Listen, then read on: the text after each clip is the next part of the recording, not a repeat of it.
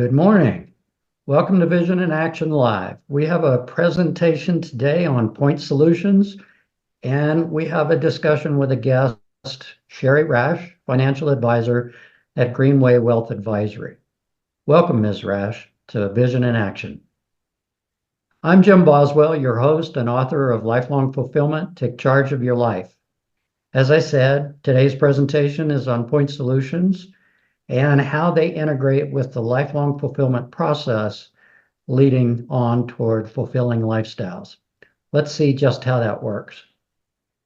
So by definition, we at Lifelong Fulfillment call certain solutions out there that are focused on individual subjects point solutions.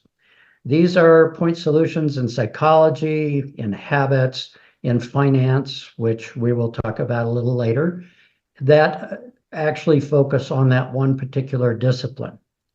It addresses interests and questions we're going to have as we begin to grow our plan, our fulfilling lifestyle, and to acquire these skill sets that are important to the results that we seek. When you're looking at a point solution, what we're trying to find are people that come from an authoritative, factual, and trustworthy standpoint. Because we don't want to do the research and work that they've done. We want to glean the essence of what they've done so that we can apply it to our own lifestyles. And you will find these in books, research papers, databases, statistics, and amongst experts. So podcasts are really good, and most experts these days podcast. So there's multiple ways to get the information you're going to need. Furthermore, the point solution, just to remind you, is about the what and why of a particular subject, say personality profiles or dealing with habits. It's not the A to Z about how that gets done, how it integrates into everything else you're doing, what your priorities are, how you get it accomplished and measured, and how it adapts to inevitable change, which is going to happen. So let's look a little further. This graph is designed to give you, or this table is designed to give you some kind of a feeling for how all this works. So lifelong fulfillment across the top is the all-inclusive process, of which point solutions are a part. They're in the left two columns. So you're going to be looking for point solutions in everything from archaeology down to science and religion, maybe music, math, law, history, whatever suits your particular lifestyle. And you're hoping that those points solutions are authoritative, factual, and trustworthy, as we mentioned previously. And there are the places that you get them in books, research paper, databases, etc.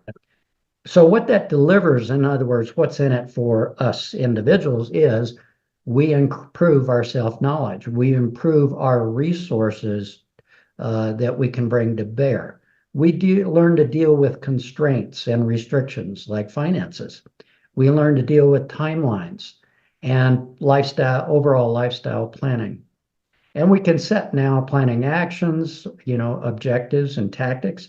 We can accommodate feedback, integration, realignment, and continuous improvement. So it's all of a group, so we focus on providing and making sure that you understand where these point solutions are and how to get started using them.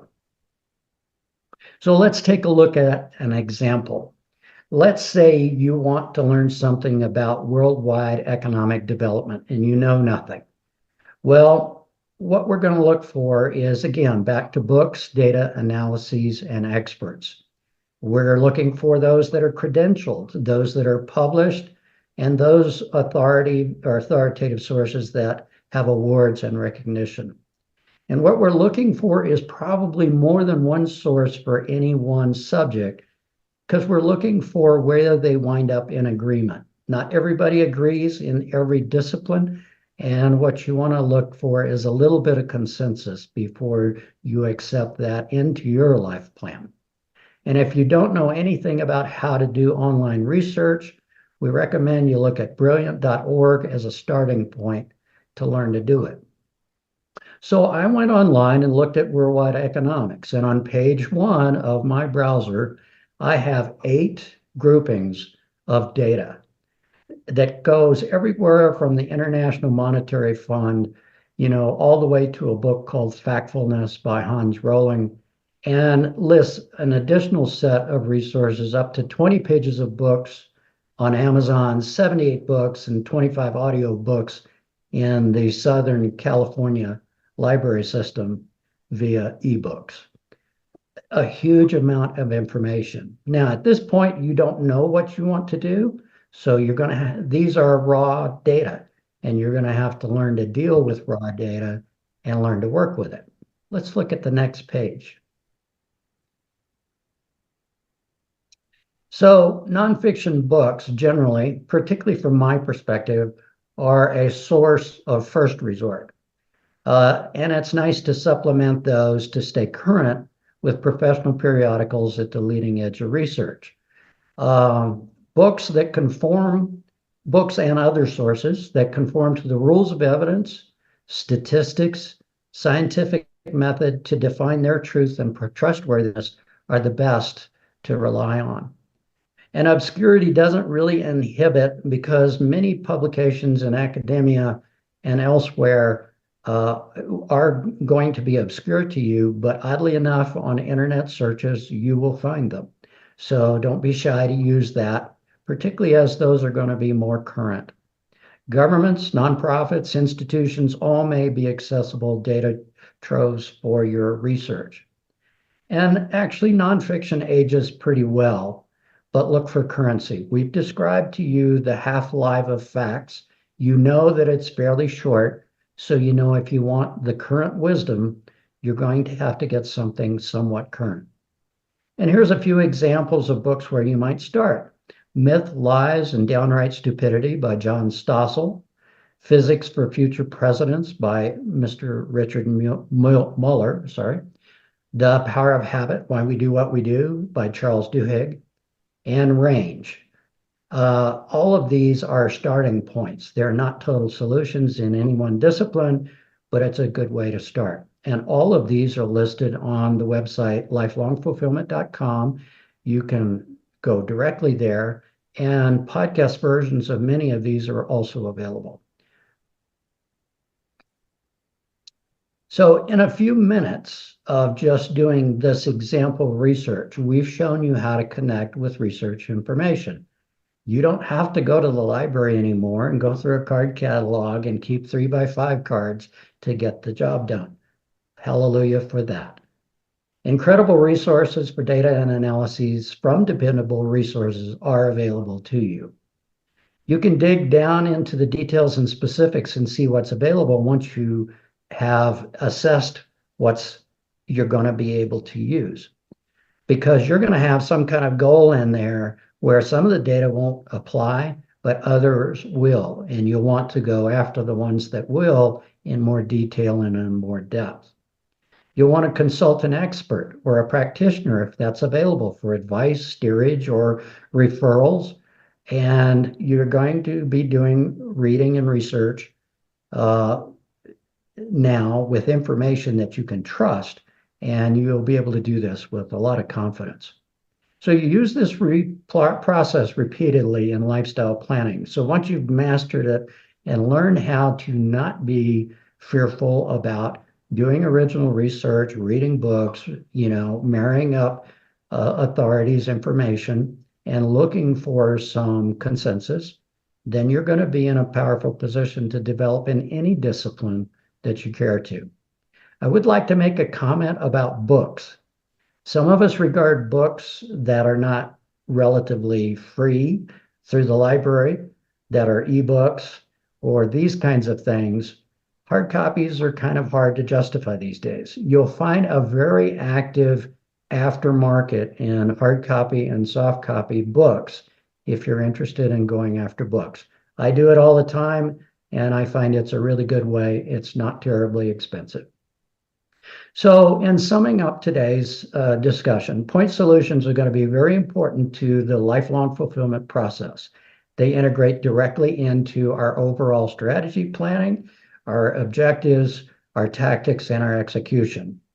It moves us from preconceptions we may have to factual, critical decision making. And this, the more you do it, the stronger it will be and the better benefit it's going to deliver to you. And we're going to learn to live and work with really what's real.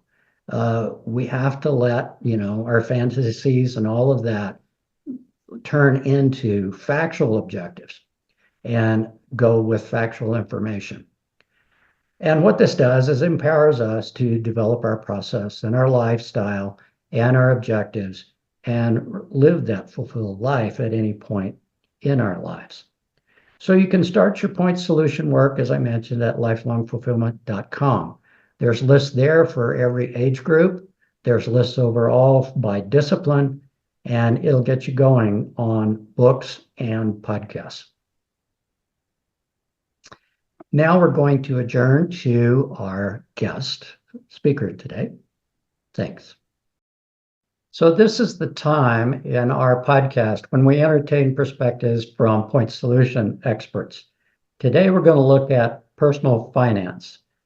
With us today is Shari Rash, who's 17 years as a financial advisor, currently with Greenway Wealth Advisory, certified in Series 65, 64, 63, and author of Insider Secrets About Women and Money. Welcome, Shari. Thank you so much for having me today.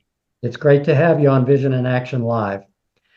Now, maybe you want to expand on that introduction to tell us a little bit more about your business, background, and your passion for finance. Absolutely. It kind of feels like I was born with a passion for finance. I started working in the financial industry straight out of college. I did graduate with the intention on being an advisor. Took a 13, 14-year detour from that, but I graduated college with a finance degree, wanting to be an advisor. And I came to realize that people were not tripping over themselves to give a 22-year-old fresh out of college their life savings. So I struggled for a bit of time, and I ended up getting introduced to another side of the financial business where I working with the product companies and solutions.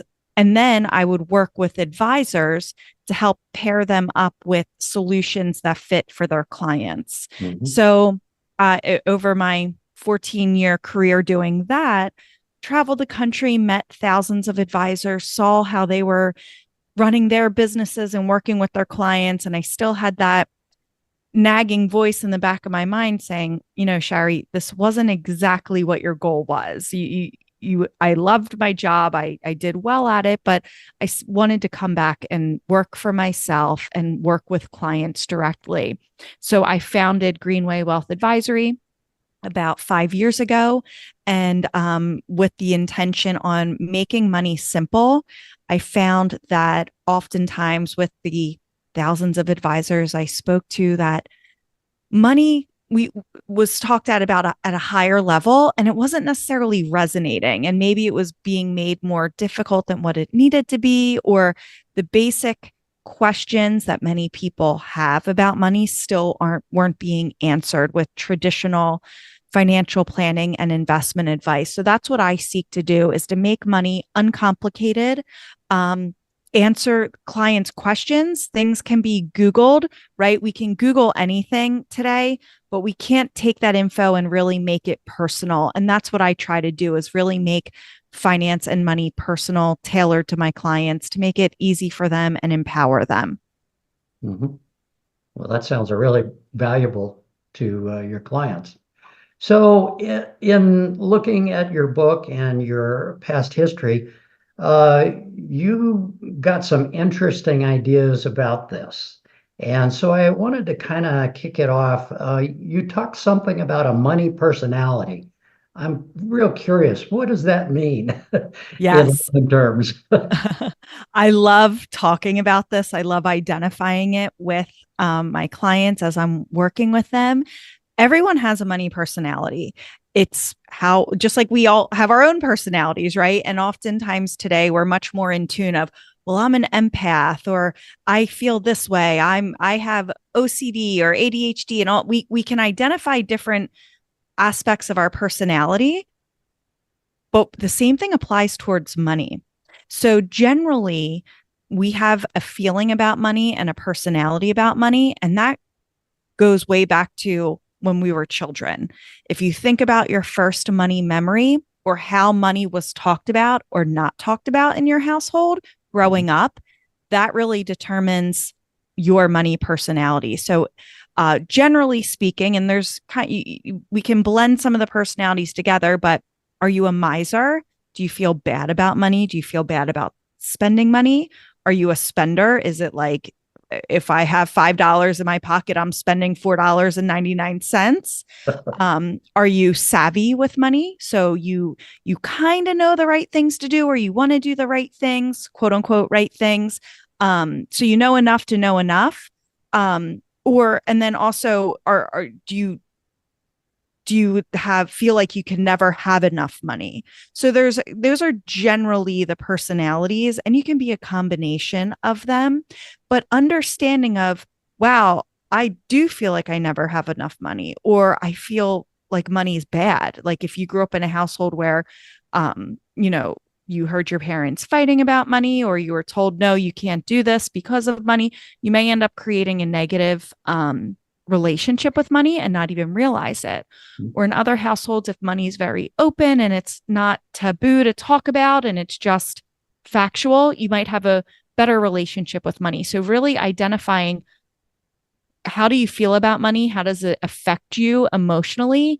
Helps to, once we acknowledge that and accept that and understand it, that then helps us to eliminate roadblocks to achieve our goals. I see. But we do a bit of personality profilings in lifelong fulfillment, and it kind of makes some sense when you think about it in those terms. Thanks. What is this adulting financially? Uh, Maybe I miss saying that, but maybe you can interpret it for me. Well, that's a slang term, I guess you can say, full on adulting. So Okay. that's, picking out furnishings for your house is now exciting, right? Or, doing all of these things that adults do. It kind of feels like I'm an imposter. I still feel like I'm 21 years old and not a 21-year-old's body. So it's like, oh, I guess I'm just doing this adulting thing. Okay. But the problem is that we get jobs, we graduate college, or we get jobs, we start businesses, and we're all just kind of expected to know how to do money stuff.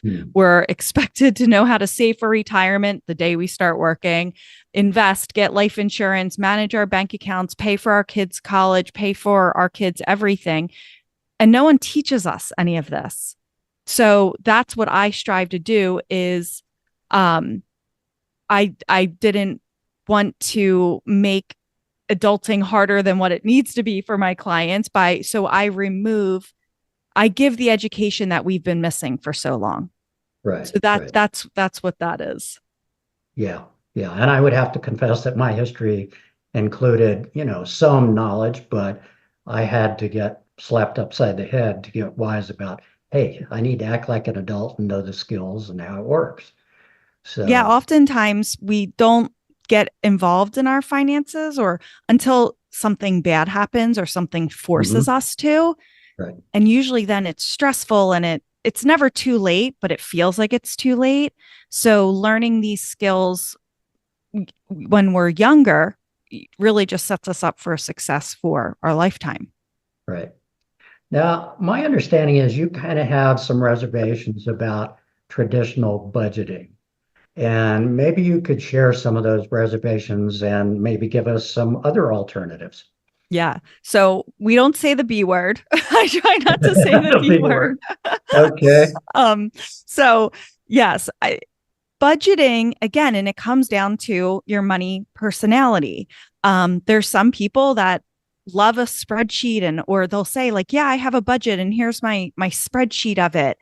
And it's like, okay, does that really work? Traditional budgeting only works about for only works for like 30% of the population. And again, that comes down to like your money personality. It doesn't work for everyone. If you are a spender, a budget's not going to work for you because you're going to feel restricted and kind of like a caged animal, right? But if you're a miser, budgeting may work for you because it kind of gives you permission to spend money, if you will. It makes you not feel bad. But budgeting in general, in my opinion, doesn't work because it makes you feel bad for spending money. It almost makes it like you're doing something wrong when you spend money. Or when you go, oh, well, let me show you my budget. It's only looking at the very basic things we need to live. Like it looks at our housing cost, our water, our electric, our cable, and some other stuff. And then it's like always like eating out or, groceries. And that doesn't factor into like, it doesn't cover so many of the one-offs or stuff that happens. I have 4 children. I'm getting hit up daily for extra things that I need to pay for that's not in my budget, right? But we have to do it. For example, my daughter needs a new jersey for her travel softball team.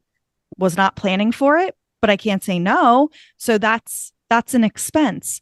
And it's inevitable that as soon as you set a budget, like I'm going to spend this much on gas each month. You go on a road trip or you do extra driving that month and your budget's blown. Then you feel bad. Right. So it's instead of setting strict guidelines and line items for every expense, create what I call instead a spending strategy. We need to spend money to function, right? We can't leave the house without spending money. We need groceries. We need all of these things, right? And money's the way we obtain them. So instead of feeling restricted or bad, instead feel empowered and have a strategy around spending your money. So what I do with my clients is instead of like line items of this is how much is your housing, this is how much is your utilities, that's not productive. Instead, what do you need to spend each and every day? And needs, again, are not just basic necessities. I say, needs are what you need. You need this to live. In my house, we need Netflix. If we do not have Netflix, all hell is breaking loose. Excuse my language, but it's true. We need that, right? Do we need the 4 profiles? No. So like that's a difference, but we have 2, right? So only 2 kids can be on Netflix at a time, which generally works out okay. But that we need that. So that's part of our need. And so understanding what's a need and what's a want, and creating a strategy based on how much income you have coming into your household and then what can be spent on needs and what can be spent on wants. Some months our needs are going to be different. But as long as we kind of have guardrails around it, it empowers us because we know this is how much I essentially can spend on my needs this month. And we're going to do what we need to do to stay in between those guardrails. I see. So, a lot of the generic, shall I say, financial advice has something like 50% for needs, 30% for wants, and 20% for savings. At a really high altitude level, is that a budgeting thing you would endorse, or because that's pretty general? It is. And that's actually similar to the strategy that I use with my clients, because in my opinion, general is better. Because by traditional budgeting is very specific, but it actually leaves out a lot. So when you split up your money with what's a need, what's a want, and I actually call it wishes, every dollar that comes in, you have a plan for it. So 20 cents out of every dollar is going to wishes. So that's what I call that increases your net worth, either by saving or reducing debt. And then 30 cents of every dollar goes to wants. So stuff that makes life better, but you can live without it. So if push comes to shove and it's a rough month or it's a super expensive month, things are out of our control, we know we can give up our wants. So I said Netflix was a need. maybe Hulu's a 1. Okay, we're going to give up Hulu because if that's just, we just can't afford that right now. So Right. it empowers us to decide, well, what do I really need to live? And it gives a plan for every dollar coming in so you control your money versus your money controlling you. Okay. One of the other big topics in the personal finance arena is saving enough for retirement. And I think you have expressed that those benchmarks might not be as relevant. Maybe you can share what you're thinking with our audience. Yeah. So if you can talk to 5 different people and they're going to give you 5 different numbers of what they should have in retirement or what feels right or what is enough. Everyone's enough is different. And there's a recent article that came out that said like you need $1.6 million to Right, retire. And it's right. like, well, based on what? I mean, everyone's scenario is different. Some people could, you know, Yep. burn through that in a couple of years. Other people, that's more than enough money to last a lifetime. Mhm. So everyone's different with that. So I coach my clients, do not focus on the number that you need to have saved. Focus on what that will get you based Mhm. on um, all what you need and other parameters, social security, what have you. And then I also point out, if someone's going to, for saving for retirement, if let's use 1.6 million as the magic number, I'd much rather have 1.6 million dollars in Roth IRA dollars than traditional IRA dollars, because traditional IRA, you still owe taxes on that. Right. So there's different ways. So not every dollar is treated equal. So ignore those number goals or what is enough. Look at your scenario, what you have, what you need, what your spending is, your guaranteed sources of income, Social Security being one of them, and then work backwards. But don't let those headlines are doing their jobs if they get you freaked out. That's what their job is. Okay, so another thing you talk about is money moves that are good to be made before the age of 45. Maybe you could share a little bit of that strategy. Yeah. So oftentimes we do as we're told, right? We're told to, two of the big things financially are buy a house and save for retirement. And I just alluded to Roth IRA money being different than retirement money. And if we do what we're told, we have our money essentially tied up in 2 places: the equity of our home and our 401k, if you have an employer provided plan. Those 2 things really aren't liquid. We could get a home equity loan, but you're paying a high interest rate and you never get 100% of the equity that's in your house. So that money's really not super liquid to you. Or in your retirement plan, that's also not super liquid, because if you're younger than 59 and a half, when you access the money, you pay a penalty and you're always paying income tax if it's a traditional pre-tax 401k. So if we do what we're told, they're not wrong, but also they're not 100% right if you want flexibility prior to retirement. Mhm. So some money moves I suggest making are understanding the different types of dollars. There are generally 3 different types of dollars: pre-tax, so retirement dollars; Roth IRA, Roth dollars; and after-tax dollars. So understanding the different types of dollars and what you want to achieve and the timeframes of them, and making those moves to make sure you have flexibility with your money. Also, making sure that you have buttoned up all the import, making sure your beneficiaries are correct, right? If you have children and a estate plan, these are things that aren't fun to talk about, but it's kind of like we got to get them over with and deal with it, to avoid a lot of headaches in the future.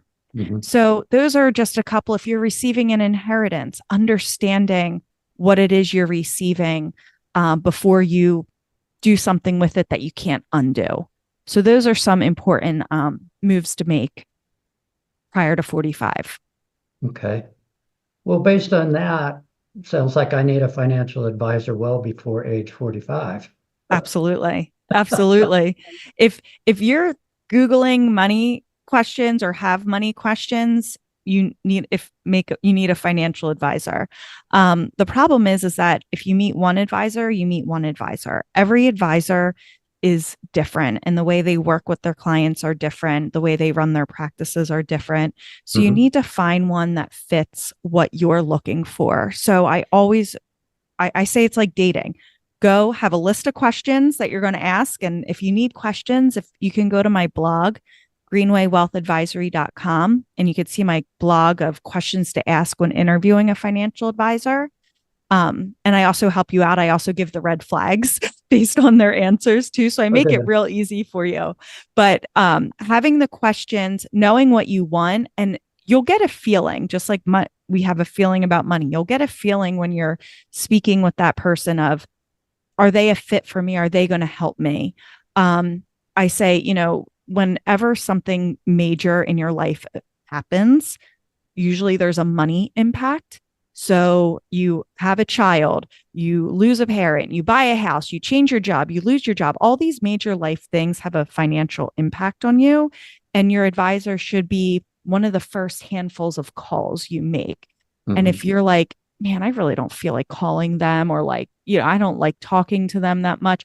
If you're not, if that person is not someone you can picture yourself calling when you're vulnerable, you're sad, you're scared, you're happy, then they're probably not a good fit for you. Oh, okay. All right. Well, I only know the traditional styles, so I never could call them. Yeah, right. Exactly. So, Shari, we're kind of coming toward the end of our discussion. I wanted to offer you the chance to talk, if you have any impressions about how this marries up with lifelong fulfillment, which we do, and any last thoughts for our audience about, financial matters. Yeah, absolutely. Lifelong fulfillment. You say everyone deserves the greatest fulfillment in life and to live the life of their dreams. And I think my message and my story goes hand in hand with that, right? If you feel empowered, if you're happy, if you can do things that you've always wanted to do, that usually goes hand in hand with feeling confident and comfortable with your finances. So there's so much information out there, but lifelong fulfillment helps the reader understand who they are and what they want out of life. Mhm. So, and I think my messaging is similar. So I see so much that goes hand in hand with both of our messaging. I'm just more focused on the money aspect of it. But I think it's a great message, and definitely a tool that everyone can benefit from. Well, good. Thank you. And remind us again where people that see you here on the podcast can reach out and touch you. Yeah. My website is called greenwaywealthadvisory.com. greenwaywealthadvisory.com. I have my own podcast called Money Chic. So that's everywhere you find podcasts, CHIC, which stands for confident, healthy, informed, and capable. I have a blog on my on my website as well that you can check out. I'm always refreshing content there. And then lastly, my book, Insider Secrets About Women in Money, you can also find on Amazon. Great. Well, thank you so much for joining us on Vision in Action Live today. It's been a real pleasure. We hope to see you again. Thank you for having me. It's been great. Thanks.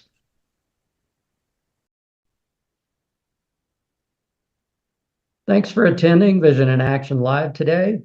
And thanks to our guest, Shari Rash. It was a very interesting discussion. Vision in Action Live podcasts are every 2 weeks, and we will announce them in advance so you can attend. Thanks for tuning in. Again, check out the newsletter, Point Solutions, on the website, the book Lifelong Fulfillment, other collateral materials, and this podcast at lifelongfulfillment.com. We enjoyed having you with us today. Have a great week. We look forward to seeing you again next time.